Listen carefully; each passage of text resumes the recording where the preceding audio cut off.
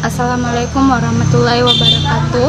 Perkenalkan, nama saya Reski Paramita dari Prodi Perbankan Syariah. Saya akan menjelaskan tentang sistem ekonomi. Assalamualaikum warahmatullahi wabarakatuh. Baik, pada penjelasan kali ini saya akan membawakan tentang sistem ekonomi. Nah, jadi sistem ekonomi itu ada beberapa macam, yaitu sistem ekonomi pasar bebas atau kapitalis, kedua sistem ekonomi perencanaan terpusat atau sosialis komunis, ketiga sistem ekonomi campuran atau mekanisme pasar terkendali, kemudian ada sistem ekonomi Islam. Nah, lalu Grossman, sistem ekonomi sebagai sekumpulan komponen-komponen atau unsur-unsur yang terdiri dari unit-unit dan agen-agen ekonomi. Kemudian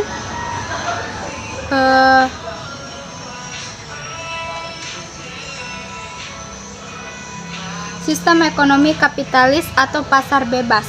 Nah, sistem ekonomi kapitalis atau biasa disebut dengan liberal adalah sistem perekonomian yang memberikan kebebasan sepenuhnya dalam segala bidang perekonomian kepada masing-masing individu untuk memperoleh keuntungan sebesar-besarnya.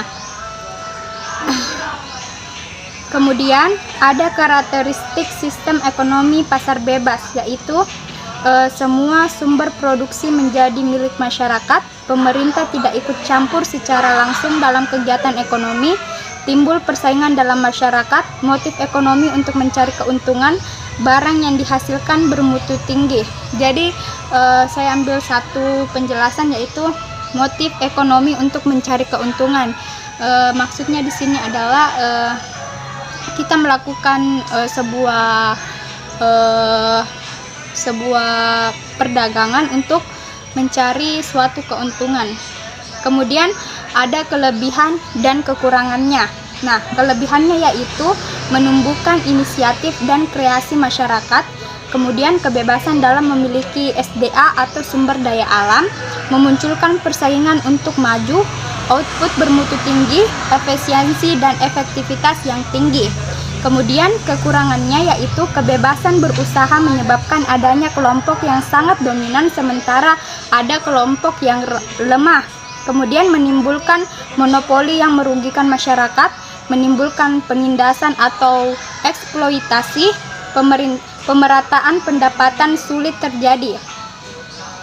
Nah, kemudian ada yang disebut sistem ekonomi sosialis atau perencanaan terpusat. Nah, jadi suatu sistem di mana pemerintah memiliki kendali yang ketat dalam menentukan kepemilikan bisnis, laba dan alokasi SDA untuk mencapai tujuan yang telah ditentukan pemerintah, yaitu Karl Heinrich Marx, seorang filosofi, sejarawan, sosiologiwan, sekaligus ahli ekonomi. Ini orangnya. Kemudian ciri-ciri sistem ekonomi sosialis. Nah, ciri-cirinya yaitu semua alat dan sumber daya dikuasai oleh pemerintah, hak milik perorangan tidak diakui, perekonomian sepenuhnya diatur oleh pemerintah. Kemudian ada kelebihan dan kekurangannya. Kelebihannya yaitu pemerintah lebih mudah mengendalikan masalah-masalah ekonomi, pemerintah ikut campur dalam penentuan harga, mudah melakukan distribusi pendapatan, jarang terjadi krisis ekonomi, pasar barang dalam negeri berjalan lancar. Nah, kekurangannya yaitu mematikan kreativitas dan inovasi setiap individu, tidak ada kebebasan untuk memiliki sumber daya, kurang adanya variasi dalam memproduksi barang karena hanya terbatas pada pemerintah. Kemudian ada sistem ekonomi campuran. Nah, sistem ekonomi campuran adalah sistem ekonomi yang memadukan antara sistem ekonomi terpusat atau sosialis dan sistem ekonomi pasar kapitalis. Jadi, di sini sistem ekonomi campuran yaitu menyatukan antara sistem ekonomi terpusat dan sistem ekonomi pasar.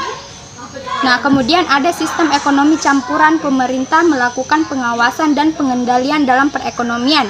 Namun, pihak swasta atau masyarakat masih diberi kebebasan untuk menentukan kegiatan-kegiatan ekonomi yang ingin mereka jalankan. Jadi masyarakat di sini bebas untuk menjalankan ekonomi yang mana yang ingin dia pilih.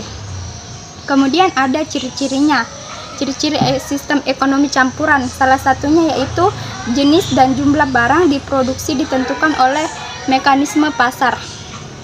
Kemudian ada sistem ekonomi Indonesia. Nah, ada pasalnya yaitu Undang-Undang 1945 pasal 27 ayat 2 yang berbunyi, setiap warga negara Indonesia berhak atas pekerjaan serta penghidupan yang layak. Jadi maksudnya di sini adalah warga Indonesia berhak untuk mendapatkan pekerjaan dan pekerjaan yang layak. Kemudian ada pasal 33 ayat 1 sampai 4. Salah satunya yaitu perekonomian disusun sebagai usaha bersama berdasarkan atas asas kenegaraan. Nah, ada kelebihan dan kekurangannya.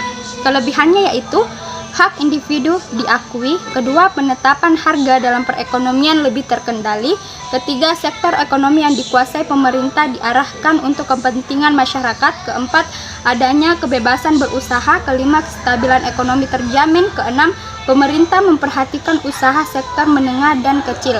Nah, kekurangannya yaitu kesatu, beban pemerintah lebih berat daripada swasta, kedua pihak swasta kurang memaksimalkan keuntungannya. Nah, kemudian ada ekonomi Islam. Sistem ekonomi Islam.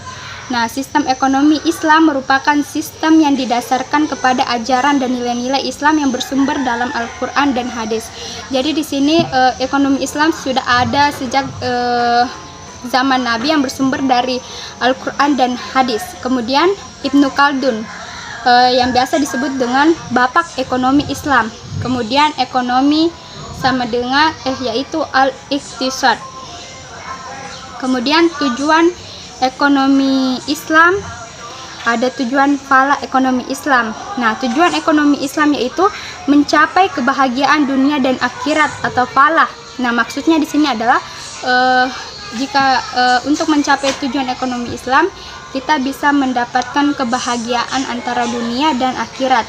Kemudian tujuan fala ekonomi Islam yaitu meliputi aspek mikro dan makro dan dunia akhir.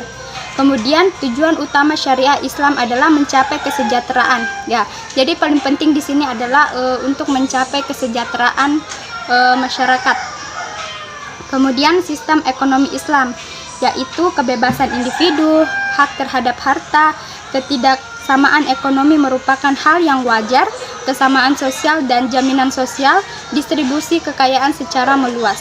Nah, kelebihan dan kekurangannya yaitu saya sebut salah satunya saja yaitu pemerintah tidak memiliki kendali penuh dalam bidang ekonomi. Kekurangannya pendidikan masyarakat yang materialisme. Terima kasih atas perhatiannya. Assalamualaikum warahmatullahi wabarakatuh.